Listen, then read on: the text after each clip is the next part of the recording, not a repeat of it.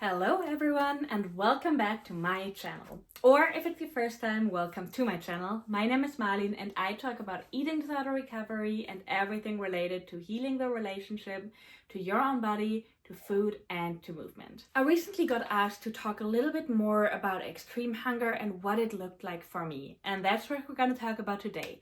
For those of you who are new to my channel, I had an eating disorder for nearly 10 years. I was very restrictive and I over-exercised a lot, and I'm telling my recovery story and everything related to the topic in order to not only help you to make the decision to choose recovery but also to stick with it. I'm also a recovery coach, so I have experience with working to clients one-on-one as well as in a clinical setting, and I would say I have a very broad view of those topics. So when it comes to extreme hunger, I definitely experienced extreme hunger. My eating disorder was very, very restrictive, and I also lost a lot of weight, which I shouldn't have lost in the first place. And when I started recovery and I allowed myself to go all in, which basically means to not count calories, to allow yourself all food groups, to not cut out food groups, and to eat as much as you want to, even if society tells you that it's unhealthy or it's too much. Extreme hunger is definitely a situation that a lot of people struggle with, especially in eating disorder recovery, because their body is constantly giving them those hunger cues. For a lot of people, there are physical hunger cues. So a lot of people feel like I'm eating and eating and eating and I'm still hungry. What is wrong with my body? But they can also be mental. So if you can't stop thinking about food, chances are that this is mental extreme hunger. Another name for extreme hunger is post-starvation hyperphagia. And there's definitely a lot of research and a lot of hormones that play a role, and it is a thing. So the most important thing when it comes to extreme hunger, if you want to make sure that you're doing it right, is to listen to mental and physical extreme hunger. I do understand that it can be super challenging, especially when you come from a place where you did not eat enough or ate very, very little, to allowing yourself to eat all those foods, but it is necessary. Your body is sending you those signals not only because of their hormones and hormones that are out of whack and that actually need a lot of energy to balance themselves, but your body is also sending you these hunger cues because it doesn't trust you anymore. It doesn't trust the fact that there's food around, and the only way to regain the trust is to eat and to listen to those hunger cues.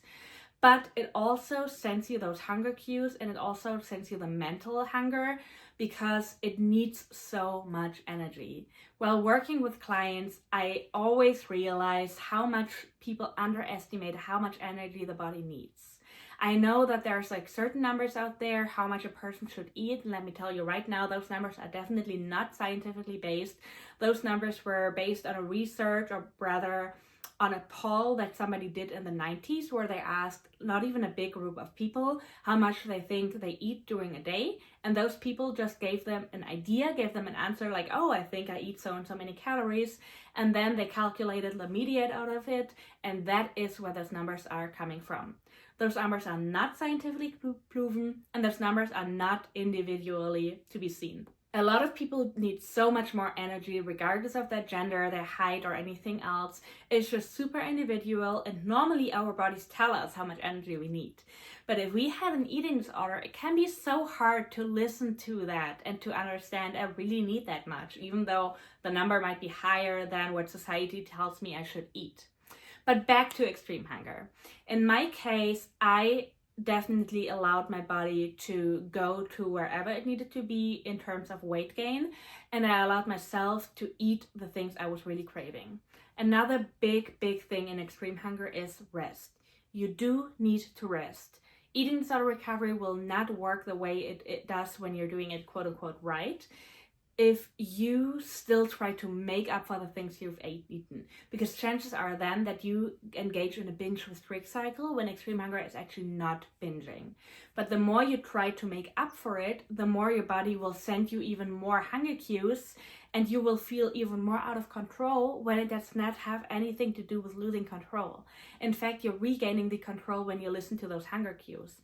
But engaging in over-exercising will just tell your body that it needs even more energy, and it will probably just increase your extreme hunger. In my case, I did eat a lot. I do not like to share calories because there will always be somebody who watches this and feel like, oh, maybe I'm eating more than that. I can assure you it was a very, very, very high number. It was way more than society tells you to eat, and it was very, very needed. So if I would have told somebody I'm eating so and so many calories and they would not be familiar with extreme hunger, with eating disorder recovery, a lot of people would probably be like, how is that even possible? But it was definitely possible for me because my body needed to make up for 10 years of under eating, and that doesn't happen overnight. So yes, I ate a lot. If you are eating 10,000, 20,000 or way, way more calories, it doesn't matter because that's what your body needs. Also, I definitely stopped counting calories because there was no point. I didn't have a limit that I wanted to stay under at, so why would I have been counting calories? That would have only freaked me out. I didn't weigh myself, I didn't weigh my food, and I didn't count calories. That was my way to allow my body to fully, finally eat those things. And honestly, it was also a great way to challenge fear foods. Because if you're allowing yourself to eat as much as you want to anyway, there's not really room for fear foods, because why would you fear a food if you changed your rules to allowing yourself to eat everything? So that was not only necessarily for my physical health, and it really, really was. It was necessary to restore my hormones, to restore my bone health. I had osteoporosis for many, many years, which is completely gone now. It was necessary to restore my organs. There's just so many things that you can't even see from the outside. And for those of you who've been watching me for a while, you know it already. I'm going to show you this graph again because I love it. And this graph just shows how much more what we call fat overshoot your body needs in order to actually have the energy to start repairing. So once you start eating, your body will not immediately start to repair everything that is damaged due to your eating disorder. Your body will need to go to a way higher weight in order to have the energy that it then needs to restore. Because restoring and rebuilding damaged things, damaged organs, damaged parts of your body needs so much energy. And your body is just coming out of a famine, so it doesn't know if there's another famine coming again. So it would never start repairing right away when it might need the energy just to survive. That is one of the biggest reasons why so many people put on more weight after they started to gain weight. And oftentimes that weight can go down again, which is of course something you should not be hyper focused on, because the ultimate goal is to accept your body the way it is. But this overshoot weight, as we call it in the field, is definitely necessary for your body. And once I started to understand that, I don't want to say it was super easy for me to accept it. I don't want to lie, it was not. I still struggled with my body. I still, especially with the overshoot weight, it was not easy for me, but it was a little bit easier to know why my body needs it. Because otherwise I would have been, oh, I don't know if I really need it. I don't know if it's healthy. Maybe I should go against it. And that can just create a loop of going back and forth and being stuck in quasi recovery. But once I understood, okay, my body is doing that for a reason. My body is on my side actually, because for so many years, it felt like my body was not on my side because it would not do what I wanted it to do. If I ate just a little bit more, I would put on weight, and starting to understand that that means being on my side was a huge needle mover to me, because I thought on my side means supporting me with my eating disorder when my body just wanted to be healthy and to be thriving. And I was definitely able to restore so many things, but I had to go through this period of overshoot weight and to allow myself to eat.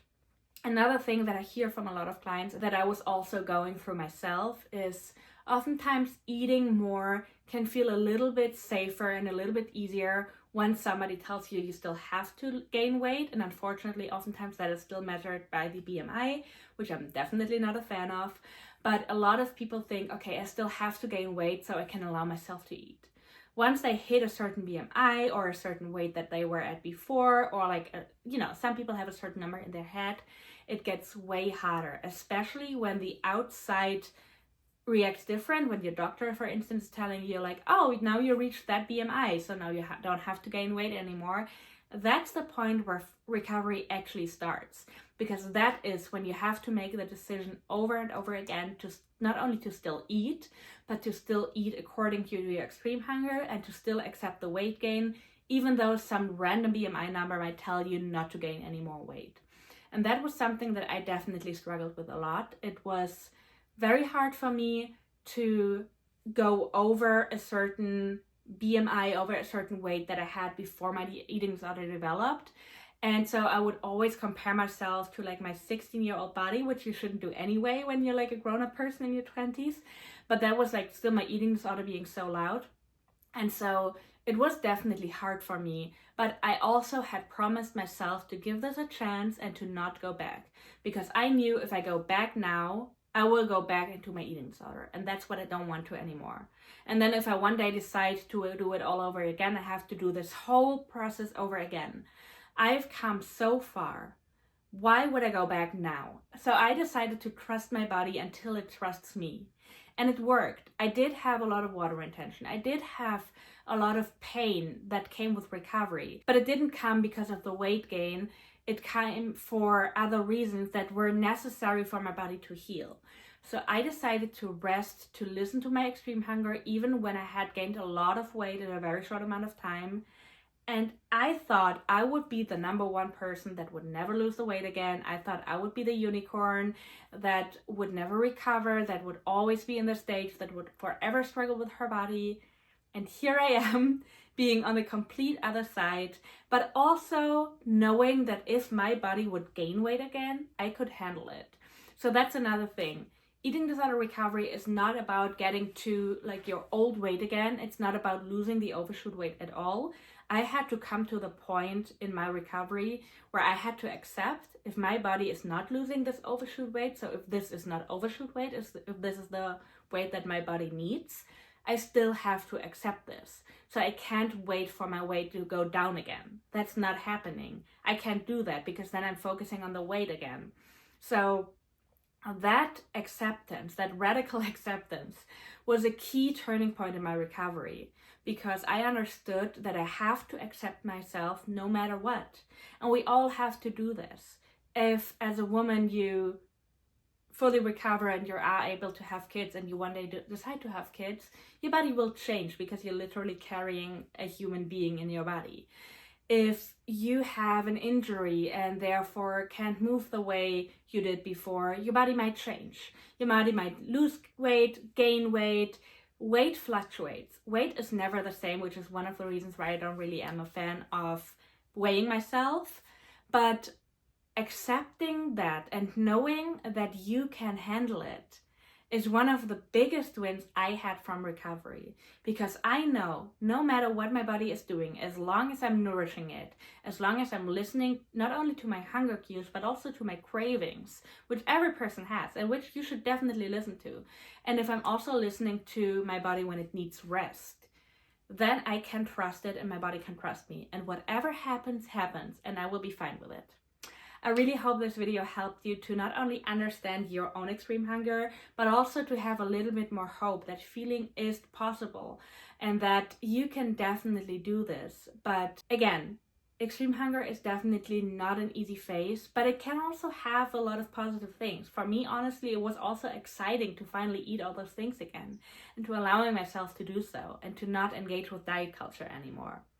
So I really hope this video motivated you. Let me know if you have any other questions as to this topic or anything else recovery related, and otherwise I will see you in the next one.